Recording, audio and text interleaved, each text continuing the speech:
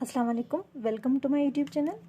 हमने जो error detection की सीरीज़ को स्टार्ट किया तो आई थिंक ये मेरी 61 लेक्चर है। तो अगर आप उस सीरीज़ को लेके चलें तो मेरी हर सीरीज़ में 5 to 10, 5 to 6 ये हमारे पास जो है वो डिफरेंट किस्म के रूल हैं। अगर आप उनको फॉलो करें तो आई थिंक आपका जो इंग्लिश पोर्शन है वो मैक्सिमम कवर हो जाएगा।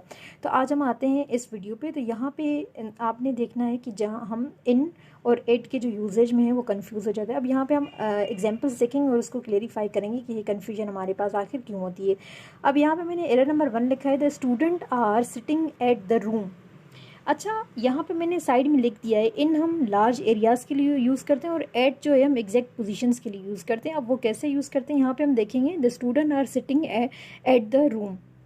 अब यहाँ पे क्या एरर है, मैंने यहाँ पे मेंशन कर दिया है इन जो है वो हम लार्ज एरियाज़ के लिए यूज़ करते हैं और एट जो है हम एग्जैक्ट पोजीशन के लिए, लेकिन यहाँ पे रूम है।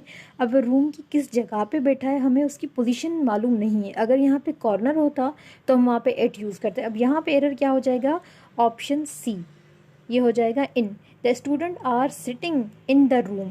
यहाँ पे हमने एट क्यों नहीं लगाया, क्योंकि यहाँ पे हमें एग्जैक्ट लोकेशन नहीं दी जा रही। अगर रूम का कोई पार्ट हमें बताया जाता कि विंडो के पास बैठा है या जो है वो कॉर्नर पे बैठा है तो तब हम जब हमें एग्जैक्ट पोजीशन बताई जाती तब हम जो है वो हम एट यूज़ करते हैं। अब इसी तरीके से हम नेक्स्ट पे आते हैं, the postman are standing in the door step. अब यहाँ पे अगेन यहाँ पे हमें एग्जैक्ट पोजीशन दी गई है डोर स्टेप। अगर ये ना दी गई होती तो हम इन यूज़ करते हैं यहाँ पे, the postman was standing in door step. तो यहाँ पे मैंने आपको बताया एट जो है हम एग्जैक्ट पोजीशन के लिए यूज़ करते हैं, तो एग्जैक्ट पोजीशन में डोर स्टेप बताया गया है। तो हमारे पास एरर क्या हो जाएगा, सी। यहाँ पे क्या आएगा, at the postman was standing at the door step. Number 3, अब यहाँ पे क्या है, he lives at park street. अब उसने हमें लोकेशन बताई है पार्क स्ट्रीट। अब पार्क स्ट्रीट का हमें नंबर नहीं बताया, हमें कैसे पता चलेगा कि ये जो है वो कहाँ रहता है।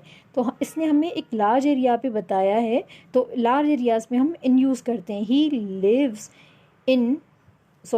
Lives in park street. तो हमारे पास यहाँ पे ऑप्शन हो जाएगा एरर नंबर सी, क्योंकि यहाँ पे हमें पार्क स्ट्रीट के बारे में बताया गया, हमें यहाँ पे एग्जैक्ट पोजीशन नहीं बताई गई। अगर एग्जैक्ट पोजीशन बताई जाती तो हम यहाँ पे एट यूज़ करते। सिमिलरली यहाँ पे जो है यूज़ किया है, he lives in the 30 park street, क्योंकि यहाँ पे इसने हमें एग्जैक्ट लोकेशन दी गई है कि वो 30 पार्क स्ट्रीट में जो है वो रहता है। तो यहाँ पे हमारे पास क्या आ जाएगा, एट।